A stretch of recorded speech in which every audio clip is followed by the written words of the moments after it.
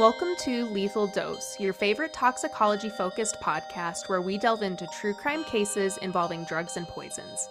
My name is Venus Dineko. I'm a layperson fascinated by true crime. My name is Kayla Woods. I'm an author and toxicologist. Let's get started.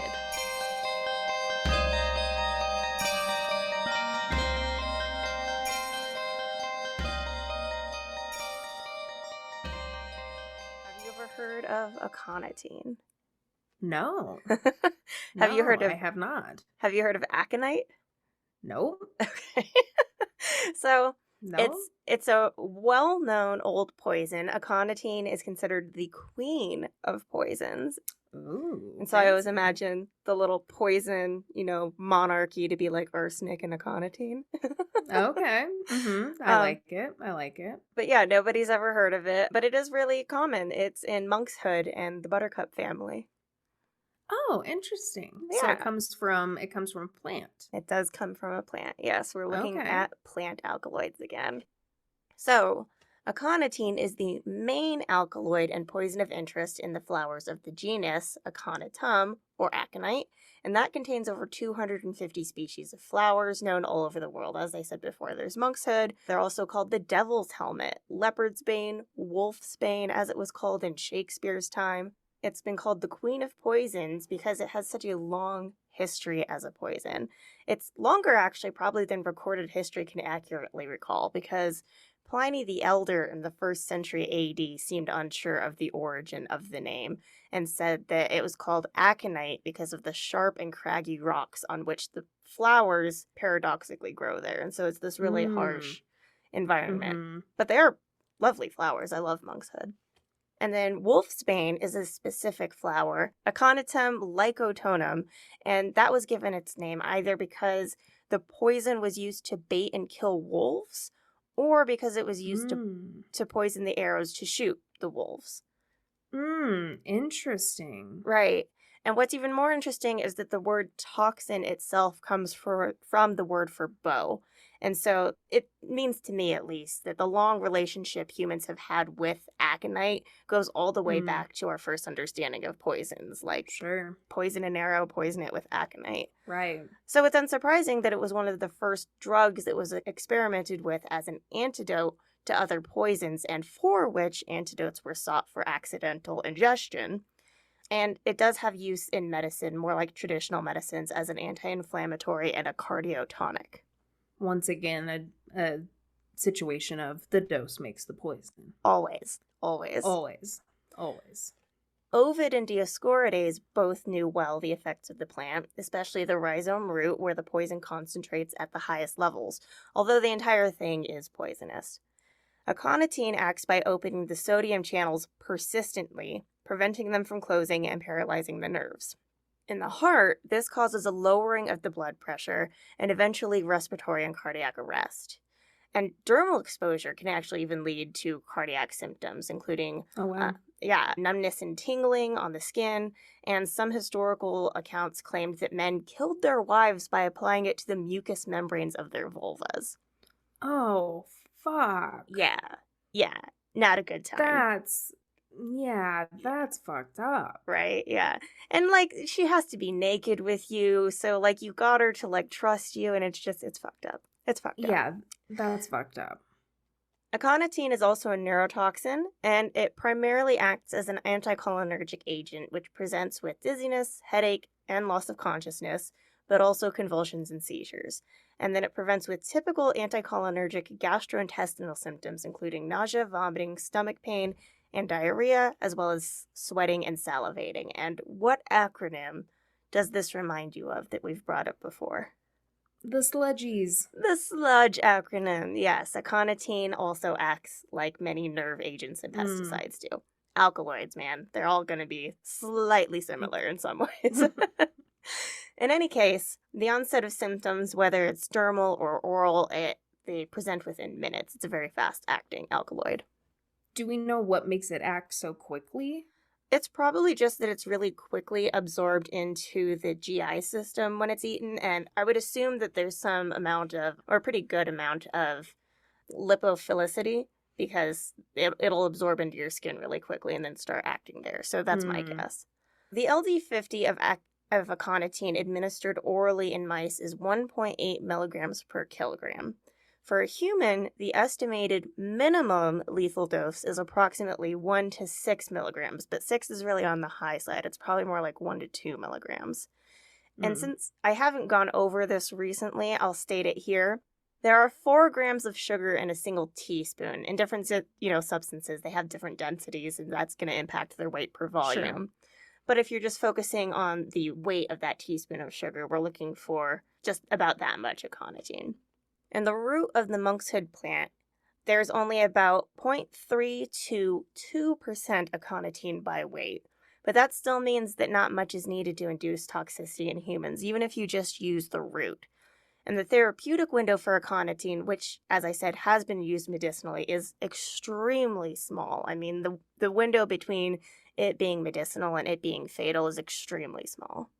And is that what a therapeutic window is? And so if you think about like a graph where you have 0 at the bottom and then you have your line that goes up, just let's call it just a straight line, that goes up, you'll have, I don't really feel anything. Oh, I feel a little bit better. And then very quickly after that, if the therapeutic window is narrow, I feel terrible. Whereas some drugs, marijuana, for instance, you could smoke and smoke and smoke. You might not feel great, but you're not going to die. And so you have this huge therapeutic window between like, the tension in my back is gone. And then like, I can see the time knife and I feel terrible and I'm about to have like a seizure or something, it's a huge window. Right. Gotcha. In the late 19th century, aconitine was prescribed transdermally in ointments for pain at around 17.5 milligrams per mil of ointment. And it was prescribed orally for trigeminal neuralgia at about 0.3 to 0.8 milligram doses, which, as I said, is approaching the fatal dose. Yeah, that's crazy. Yeah. How close it is. Right. And so this time period and this use of aconitine brings us to our first case for our episode. Percy Malcolm John was the youngest child of 5. And not much is remembered about the John family, except that one of the children, who was a girl, died young. Then the parents died in 1869, leaving 2 boys and 2 girls as wards of the state. The remaining children, upon meeting certain criteria, so like they had to reach a certain age or they had to get married, they were going to inherit small sums of money from their parents. And it did say a small sum of money, and maybe in terms of inheritances it is, but I've never inherited any money, and it seems like they were actually going to get like a pretty decent sum of money from their parents. In 1878, one of the girls was now a woman and married, whereupon she gained the only identity I know her by, and that is Mrs. Lamson. So she doesn't have a first name in this story, she just becomes Mrs. Lamson. Her husband was Dr. George Henry Lamson, and she is basically his property because it's 1878. So her share of the inheritance went directly to George. And the account that I read said that she didn't mind this either because she was so deeply in love with him, or maybe she didn't have a choice and just was resigned to it. But she's hardly even a character in this story. She's basically just a vehicle for him to get this inheritance. Yeah. Which sucks because she was a real person, Right. With feelings. Yeah. So the year after the Lamsons married, Mrs. Lamson's elder brother, Herbert, died. So Mrs. Lamson inherited the brother's share of the money. I think maybe because of the birth order. So I think he was the oldest and she was the second oldest. And so then Dr. Lamson got the 479 pounds in India stock and the 269 pounds in consolidated bonds. And this is equal to approximately 76,000 pounds in stocks and bonds today. Oh, wow. Decent sums of money. That's not a small amount of money if somebody just showed up and was like, hey, here's $76,000. Right, and it's sure, it's tied up in stocks and bonds, but it's a good chunk of money. That's a good chunk of money, yeah. So the other John's sister married afterwards, and then she became Mrs. Chapman and then just disappears into the annals of history. We don't hear from her anymore either. She's just gone. But that's kind of good for her because the rest of the story is terrible, as one would assume. In 1880, Dr. Lamson bought a medical practice in Bournemouth, which is a town in the borough of what is now Dorset, England. But his practice was not very successful, and he was running into financial problems so bad he actually had to sell his house. In April of 1881, Dr. Lamson went to the United States, and little is known about this trip, including where he went, why he went, what he did while he was there, and we don't know if Mrs. Lamson accompanied him. But we know just, he went. He went. He did his thing. Yeah. Who knows what he did. And then when he came back on the boat back to England, we know he assisted a surgeon on board. But even despite like assisting a surgeon, which you think would be like, oh, I'm making a little bit of money while on this ship, he ended up borrowing £5 from the guy, which is £500 now. So like just getting deeper and deeper into debt. Yeah. In November or October of 1881, he was staying at a hotel because he has nowhere else to stay. He pawned a watch. He tried to cash a check at the American Exchange Office in London for £15, but they refused him. And so he then decided to cheat a friend in Ventnor out of £20. But then he left a paper trail for that because he wrote a letter explaining that his check was bad and like blah, blah, blah, whatever. He's just like really bumbling around already. And then he made things worse for himself by committing his first known financial crime in England. He wrote a check for £12, 10 shillings, and had it cashed at a bank where he didn't have an account. So he basically stole £1,200 from the bank in today's money. Yeah.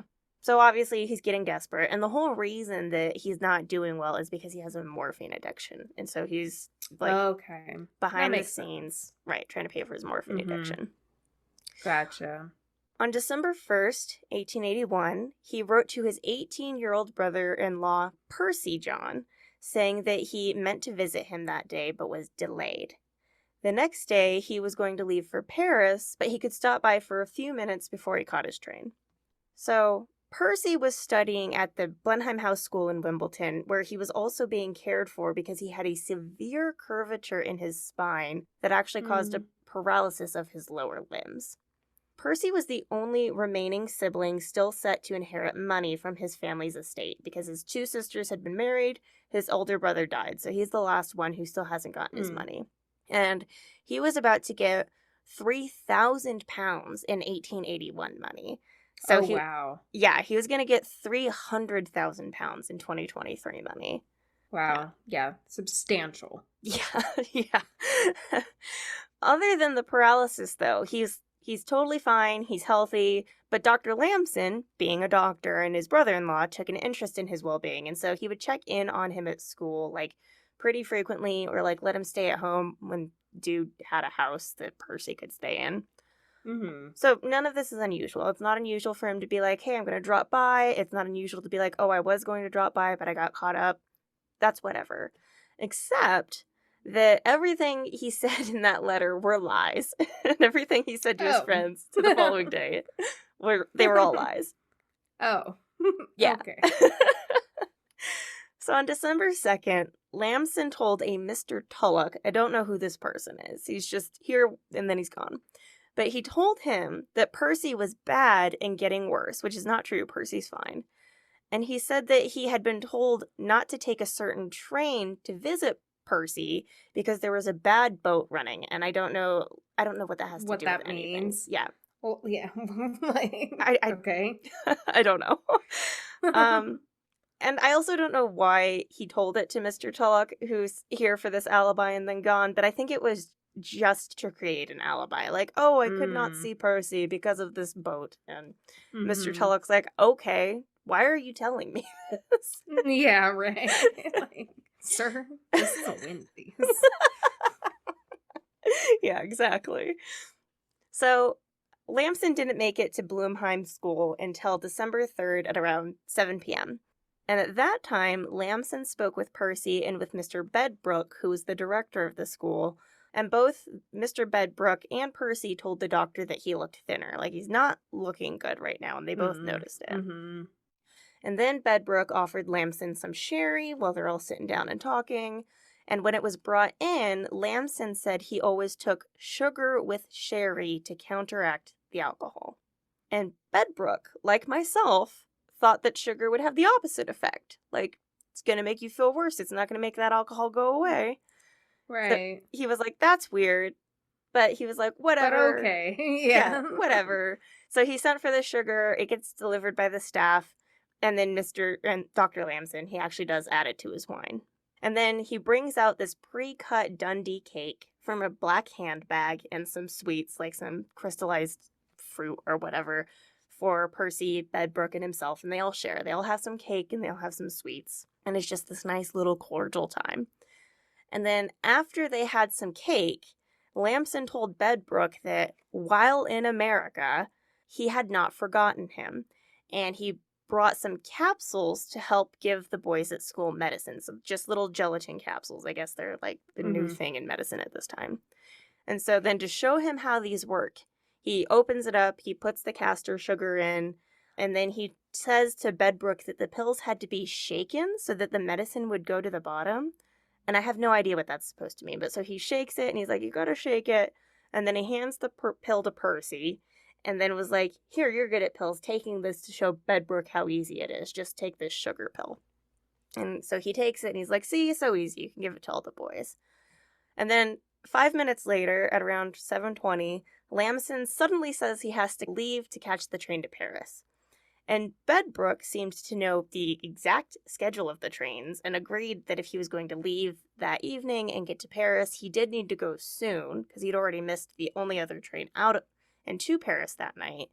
But he didn't actually need to leave, like, right away because the station was only a couple minutes away. He's like, you don't have to leave, like, now. Like, you can stay for a little longer. Yeah. Yeah. But Lamson was super anxious to get going and left immediately. And then on the way out, he, like, pulls Bedbrook aside and he's like, I don't think Percy's going to last much longer. And, like, right? And yeah. And, like, sus. little bit. And, like, Bedbrook had heard him say this before and was always like, I don't know why you think that. Percy's fine. Like, his curvature has done all it's going to do to him. He's fine. But he's like, whatever, you're allowed to think that. Good luck catching your train to Paris. And so they part ways. And then about 15 or 20 minutes after Lamson left, Bedbrook, like, he goes and does whatever else in the school. And Percy is, I think he has to stay in the room because the school is highly inaccessible for somebody who uses a wheelchair and he has to be carried everywhere because it's all stairs. So he's kind of, like, confined to the room that he's in because he doesn't have his wheelchair with him. Sure. So he comes in to check on Percy. And Percy says he has heartburn now and he's not feeling very well. And then he's like, actually I feel just as bad as the time I visited my sister this last August, and Lamson was there, my brother-in-law was there, and he gave me a quinine pill, and I kind of felt like this after I took that pill. And so Bedbrook was like, that's weird.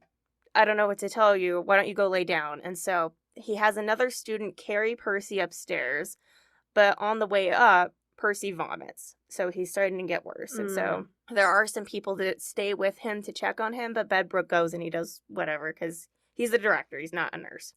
Right. And so this is like between 8 and 9. And Percy continues to just get worse and worse and worse and is just puking everywhere, just absolutely everywhere. When Bedbrook checks on him about an hour and a half later. Like, that's what he recalls. He's like, it's on the floor, it's in the water closet, it's just everywhere. He's not doing good. And there was nothing that the matron or the junior master who were there with him could really do to help him. And he said he was in terrible pain. He was convulsing so violently they had to physically hold him down so that he wouldn't, like hit his head or something. And then he said he felt like his throat was closing up and his skin was being drawn up, which I don't know what that means, but it sounds awful. So then they call in the doctors. They called in doctors Barry and Little, and they gave him some water for a sore throat. And pretty quickly were like, you seem like you've been poisoned with some sort of vegetable poison. Like, just immediately upon looking at the situation, that was their assessment. And, like, was there something that made them draw this conclusion so quickly? Like, or was it just something about his symptoms? I think it was just his symptoms. I think it was the violent vomiting, the convulsions, the tightness in the throat. And so neither of them had ever seen the specific poison at work. I don't know if they'd ever actually been witness to a poison at work, but it was just so, textbook. Pronounced. Almost. Yeah. That they were like, this seems like a vegetable poison. Gotcha. And, considering everything that had happened and the weirdness with Lamson, they had a pretty obvious suspect once they determined it was a vegetable poisoning. Yeah. But beyond that, there was nothing they could do because they were like, we don't know what poison it is. We don't know how much it was. And so they were really just focused on like taking care of his pain and making him more comfortable. Mm-hmm. And so they kept giving him injections of morphine until he fell into a coma, and then he just never woke up. Mm. So at 11:30 on December 2nd, 1881, Percy Malcolm John died, and this was just 2 weeks short of his 19th birthday. That's tragic. Now, because they already assumed it was a poisoning, immediately everybody who was there began to collect what they were looking at as evidence. And Okay, this is good. This isn't the normal bumbling that we see. No, it's extremely proactive. Love it. I'm like, yeah, like this is noteworthy. Yes. This is noteworthy for this show. Unfortunately. Yeah. But so they put some of the vomit into a bottle to keep it for testing. Like, that's what they're thinking is, like, we're going to need this to test it. So they put it into a bottle for testing. And then Bedbrook himself went to the police the next day. And along with that bottle, he gave them, like, an envelope of money that had been brought to Percy, the empty capsules that Lamson had brought, another box of, like, quinine pills that had Lamson's practice on it, you know, because he had that conversation with Percy. He was like, maybe it's these quinine pills. And then he also brought the cake, the sweets, some of the castor sugar that was from his own school, and then the whole bottle of wine. Just like, here you go. Here's everything you could everything. possibly test. All test. the things. Yeah, yeah. And then an autopsy was performed, but they didn't find anything of interest there. Nothing, anyhow, that showed any, like, apparent reason for Percy's death. Like, the stomach showed signs of, like, congestion, and that supported the idea that it was a vegetable poison because there was, you know, irritation there, and it was congested like any poison would do, any vegetable poison.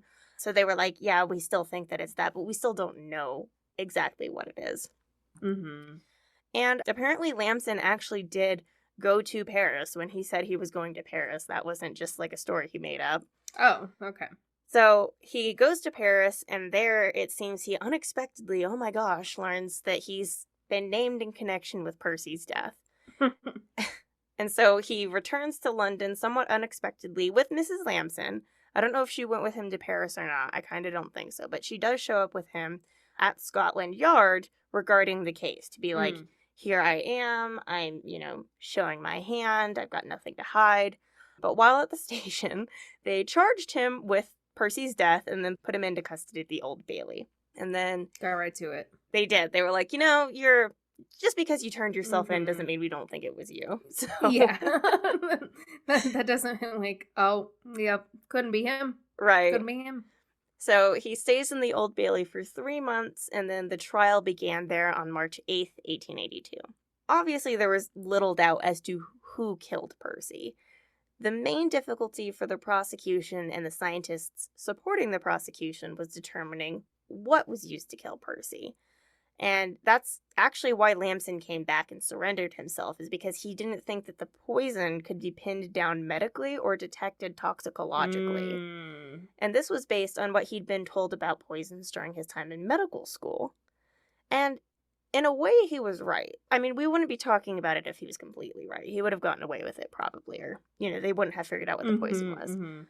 But he wasn't completely wrong because none of the doctors involved had experience with vegetable poisons, and none of them had experience with Aconitine except for one guy in this whole trial who had some experience with it. And refresh my memory, where are we as far as things are considered as the point in history for the toxicological field? Well, we're not doing too bad. I mean, it is the late 19th century, and so we already have a number of things we can test for. Like, we can already test for arsenic. That's been around as a pretty reliable test for about 50 years. But, you know, the trial of polycripin is still another 30 years away, and so being used in court. Right. As an expert, gotcha. Yeah, and so we know that plant alkaloids and their toxicity, like, we know that they exist in plants, we know what they can do. We can't extract all of them individually yet. We do have some tests to extract each of them individually, but that's still a little more difficult because it's like we can separate things into acids and bases, and that's kind of where we've got it. And they Okay. still believe in the cadaveric alkaloids that came up in the Holly Crippen trial. And they were like, we're kind of moving away from that. We don't believe that anymore.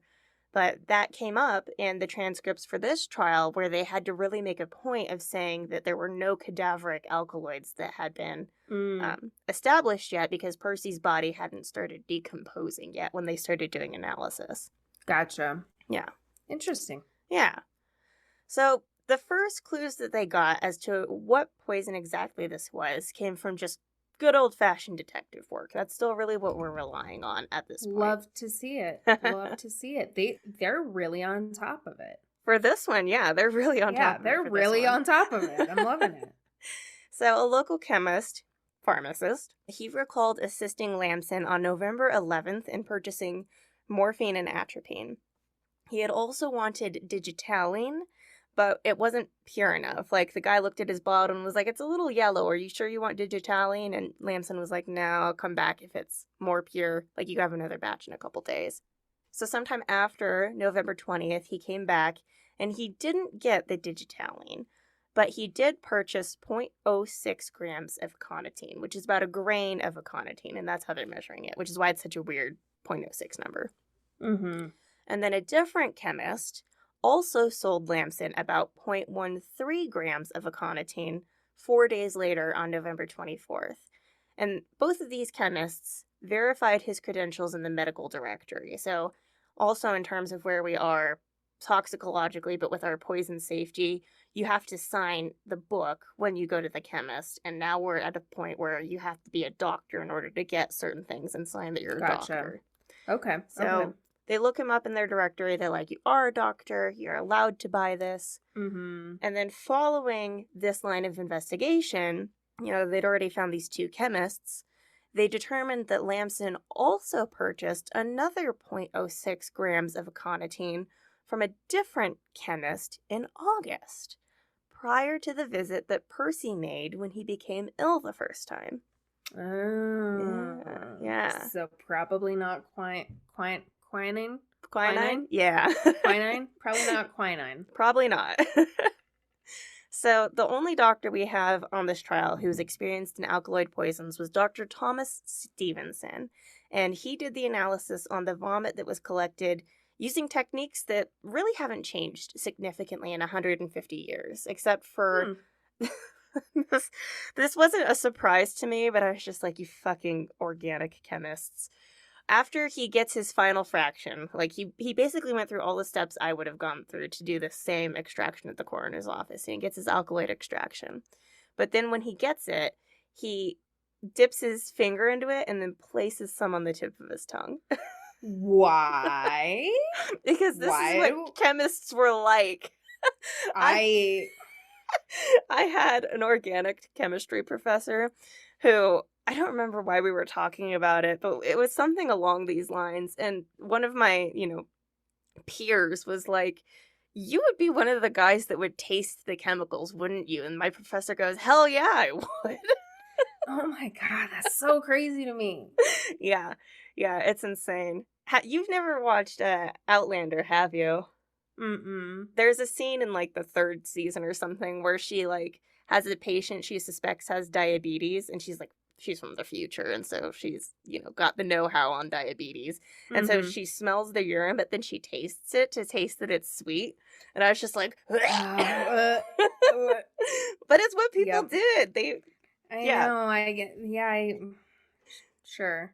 So what happened when he put it on his tongue? Well, he noticed that it created a faint but distinctive sensation that he'd felt before, because this is how he works. It felt like a hot iron was being applied to his tongue, and it felt like his throat was starting to close up just from like dabbing this extract on his tongue. Oh, wow. And so he knew that this was a sensation produced by aconitine. And so, given this response, Dr. Stevenson chose next to analyze Percy's urine, because he knew that not much aconitine is needed to kill an individual. And so if a small amount was used, it might be found in the vomit, and he did find it there. But it would be unlikely to be found in detectable levels anywhere except the urine, where we metabolize it, and then we collect it. And it kind of just stays there until we pee. So he does the alkaloid extraction on the urine, does the same thing, and it produces the same effects. And so he's like, I'm pretty sure I'm on the right path here. And so then Stevenson did the next most empirical test he was capable of at this time. He took a mouse and he took a portion of the alkaloid extract from the urine and he injected the mouse with that extract. And then he injected another mouse with aconitine from his lab. So that's like, you know, his sample and his control. And then he injected a third mouse with a comparable placebo to make sure it's not just the effects of the tartaric acid that you end up with it in. Okay. So the third mouse had nothing happen. But the first two had extremely similar symptoms. And obviously this is not how we would do things now and compare symptoms, but back then... But back then, that's pretty good science. It's pretty good, yeah. And so now we have to ask, where did the aconitine come from? Because Dr. Lamson really put on a show when he was at the school. The entire time that Lamson and Percy were together, they were in the presence of Mr. Bedbrook. And Mr. Bedbrook and Lamson both ate the cake and drank the wine that Percy ate and drank, and both of them were fine. So where in the hell did the aconitine come from? And I want to know what you think happened. I mean, it has to be, like you said, they shared the same food and drink. Like, it has to be the pill. Somehow. Like, it has to be the pill somehow. Right. Yeah, he's not that good of a magician, right? No. Like, but so, how? Yes. I think most of us are thinking, yes, it was in the pill. Like, that just seems so obvious. You're not hiding in plain sight. You're just being bumbling, and yes. But as it turns out, the poison was in two places. So it was in this supposedly empty capsule. You know, he put some in the capsule and then shook it. I still don't know why he shook it. Like, he was just making a show out of it. And for whatever reason, he had a couple capsules that he doctored so he could just grab one that had aconitine in it and then put the sugar in it and give it to Percy. But then, like, the capsules that he left behind as his gift to Bedbrook were also doctored. And so it's like, yeah, and so, like, you're leaving behind capsules that we can just test to see what the fuck you did. Yeah, and it's like, we already knew it was you, but now it's like... Yeah. Well, and imagine if we were as dumb as Lamson thinks that we are, or these people were as dumb, and they, like, were like, oh, we have no idea what happened. Or if they weren't able to, like, find the aconitine because he doesn't think that they can. And then they use the capsules because they need to use them for another student. And then they kill another student, like... Exactly. Like... Yeah. So that's the obvious one. But the second place was that the aconitine actually was in the cake. That came... Oh, no. Yeah, it came pre-cut. And one of the pieces had raisins, because Dundee cake is like a fruit cake. So it had raisins that were impregnated with aconitine. Yeah. And so did he just, like, try to make sure that Percy got that piece? Percy got that piece, yeah. Gotcha. Yeah. And what I think happened is that Lamson already failed once with the doctored pills in August. And so he decided that he needed the cake to also be poisoned. And, like, it seems like if he was smart, he would have just poisoned the raisins, you know, because who's going to test individual raisins? Like, it's really serendipitous that they were able to get the raisin out of Percy's vomit and then test that specifically and be like, oh, shit, it was doctored, you know? Right. Because that is what they did. But, like, the pills just seem like overkill at that point. Like, you're going to have the pills and the cake, like, and one or the the cake, other. Like, exactly. Like, we don't need both, especially with something as poisonous as it is. Yeah, yeah. Aconitine is so lethal. You don't need both. No. You don't need both. It would have been way less obvious if he would have just done it in the cake. But doing the whole show of the pill was like, dude. I know. Well, and especially, like, doing the show with the pill, then being like, I don't think Percy's going to be around for much longer. You don't and think then so? leave evidence behind, like, come on. And then just go on his way, like, they're never gonna catch me. I'll turn myself in. Like, bro. This guy's, like, on some next level delusions. Yeah, for real. Yeah. So none of the analyses that Stevenson did were performed quantitatively. Although Stevenson claimed he could quantify the amount, I don't think he actually could with any certainty. So we really just have a lot of qualifiable, almost circumstantial evidence, right? But it's pretty damning stuff. And the most damning thing that they found was an entry in one of Lamson's notebooks that described exactly the symptoms suffered by Percy as those that were typical of aconitine poisoning. Wow. Because we did need a little more. He's like, just in case you guys didn't have this. Yeah, exactly. Like, let me paint my hands for you and then hand you the brush. Yeah. So, after 5 days of testimony, Dr. Lamson was found guilty and sentenced to death, and he was hanged on April 28th, 1882, at the Wandsworth prison. And the Lamson case is considered to be the first reported case of homicide using aconitine, which is pretty, miraculous almost, considering because of how long it's been around. Yeah. But this was not the last homicide by aconitine. The next that happened after that was January 28th, 2009, when 39-year-old Lochvinder Lucky Chima and his 19-year-old fiancée, Gurjeet Chung, were admitted to West Middlesex Hospital after becoming violently ill at Chima's home in Feltham, West London. 2 hours before Chima called for help, the couple ate some leftover curry for dinner. His symptoms began 10 minutes after he finished eating a second portion. This included pins and needles in his mouth and in limbs, tunnel vision, weakness, sweating, abdominal pain.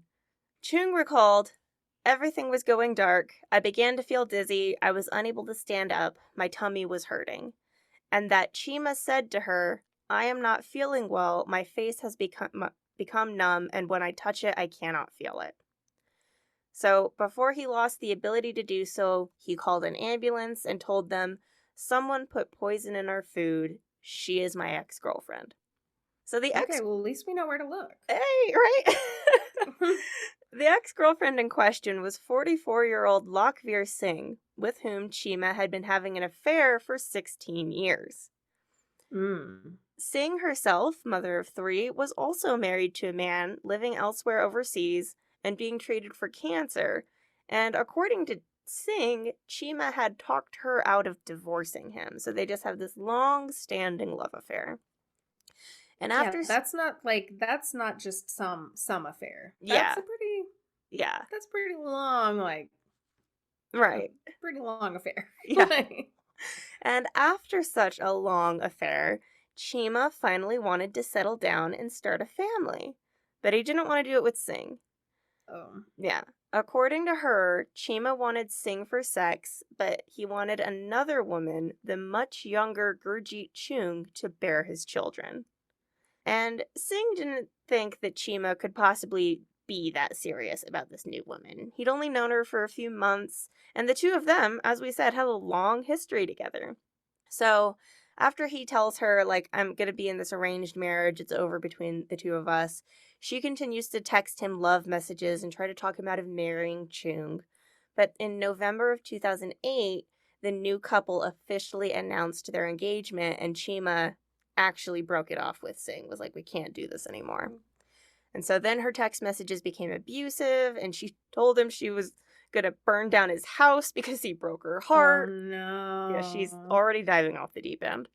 Yeah. And then she went to India for 3 weeks. And, she could have had a good time there. She could have just had a eat, pray, love. Yeah, eat, pray, love vacation, but no.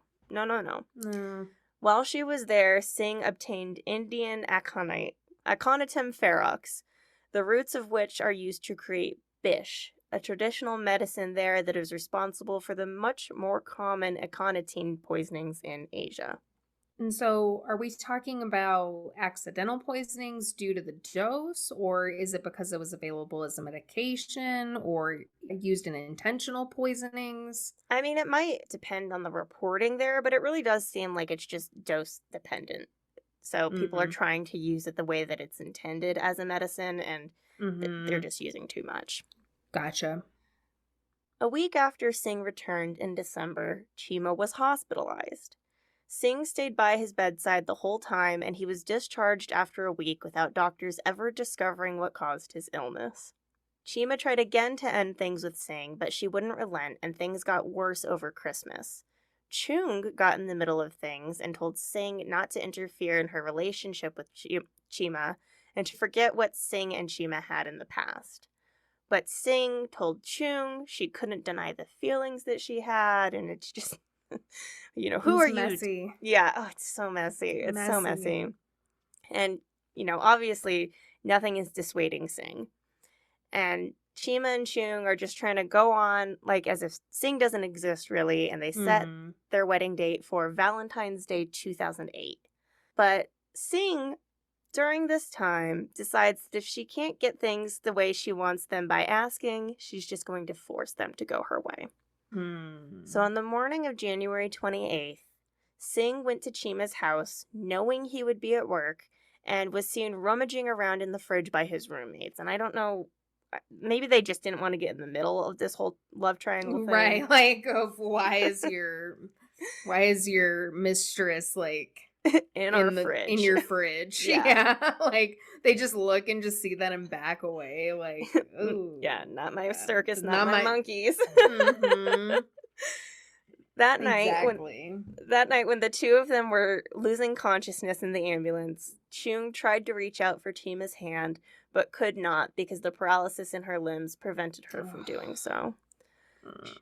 She never got a chance to hold his hand again or say goodbye because she was placed in a medically induced coma for 2 days upon arrival to the hospital, and Chima died 2 hours after they arrived. Both of them were given antiemetics and experienced abnormal heartbeat, tachycardia, and hypotension, and it was clear to hospital staff that there must have been a poison at work, given that both of them were presenting with similar and sudden symptoms, but they didn't know which poison it was. All they could do to try to save Chung's life without knowing what was in her system was to treat her with infusions of magnesium sulfate and amiodarone to treat her potential electrolyte imbalance from the vomiting and to slow the nerve impulses in the heart. And then they pumped her stomach. So they're basically just doing, the basic I've been poisoned regimen. Differential diagnosis included arsenic and cardiac glycosides like digoxin and oleandrin. Also, they considered nicotine, atropine, or emetine. A lot of our heavy hitters are in this possibility. It wasn't until the curry was analyzed via LCMS that aconitine was confirmed as the causative agent.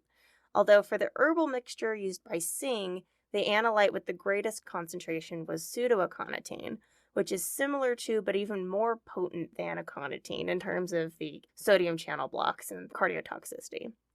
In either case, there is no specific antidote for aconitine poisoning. So with this pseudoaconitine, is this another analogs type of thing with the fentanyl, or does it mean that it was created in a lab? No. So it's natural. It's just another alkaloid that's found in aconite, and it's found in really high levels in the Indian aconite. But researchers they gave it a dumb name. It's also called naphthalene. So, I mean, maybe because it's so similar, like compared to other alkaloids, it's just a little bit more similar to aconitine, but it's just another alkaloid. Gotcha.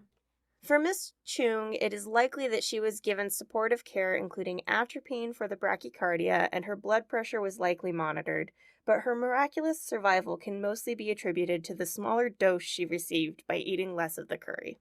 Makes sense. Makes sense. Despite the fact that herbal drugs matching the profile of the poison in the curry were found in Miss Singh's coat pockets and purse, Miss Singh insisted that she was not responsible for the death, and it was actually her brother-in-law, because Mr. Chima's sister was Miss Singh's husband's brother's wife. If you just want to let that one simmer for a second. Okay, that one's, yeah. Yeah. Yeah. I think I got it, but yeah.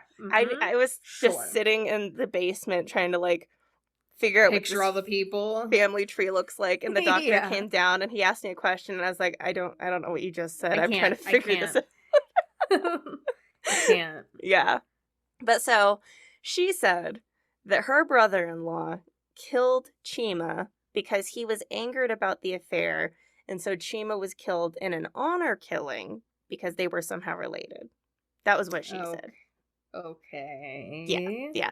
But why was it in your pockets and purse then, Miss Singh? Yeah, Anyhow, so the jury of the Old Bailey absolutely did not buy this. They didn't buy this as much as the jury 100 years prior didn't believe Lamson's defense. Yeah. So Singh was cleared of the charge of poisoning for the December 2008 incident, but she was found guilty of grievous bodily harm to Chung with intent to kill. And so that means that she wasn't charged with attempted murder of Chung. But for the grievous bodily harm and the murder of Lucky Chima, Singh was sentenced to life in prison in 2010 with a minimum sentence of 23 years. Now, as was mentioned during her trial, poisoning with aconitine is extremely rare, despite how toxic the plant is, and, frankly, how widely available it is. These two cases were the first and second in the UK as far as homicidal poisonings go, and they're usually talked about together. In 2010, when the Chima case was making headlines, everybody was also referencing the Lamson case. Mm-hmm. But there aren't that many other known murder cases worldwide. Mostly the poisonings with aconite are accidental from misused traditional medicine or suicides. It's pretty common as a suicidal agent. But oh no. Right. But that sounds like such a rough way to go. It does. And that was going to be my point, is that, I don't recommend, we don't recommend murder to solve your problems here on the show, obviously. But we also don't recommend suicide to solve your problems, and especially not with aconitine, because we already know how much puking and convulsing and, tunnel vision and all that you go through. But the worst part is, you are fully mentally present the entire time that it's happening. You don't black out. And that's why. Thank you. Right. And that's why in Chima and Percy were both put into medically induced comas, because it was the most humane thing that doctors could do. That you could, to treat, as part of treatment for it, right? Yeah. It is a horrible way to go. It's really, really awful. But I also don't recommend poisoning anybody with it, despite how easy it might be to get your hands on some of it if you really want to bumble your way through your problems like that, is because it's not difficult to determine that aconitine is the poison based on symptoms. I mean, they were able to do it in 1882, Right. They can definitely do it now.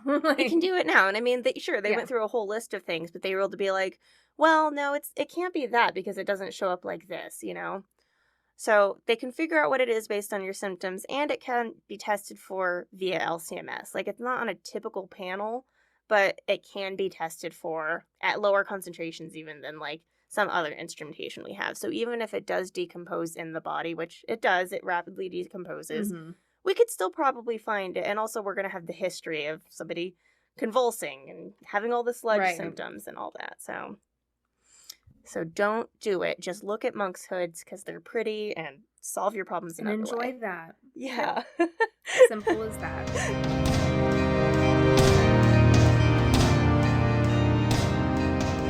Thank you for joining us. We hope you enjoyed this episode. Please follow, subscribe, and review us everywhere you get your podcasts.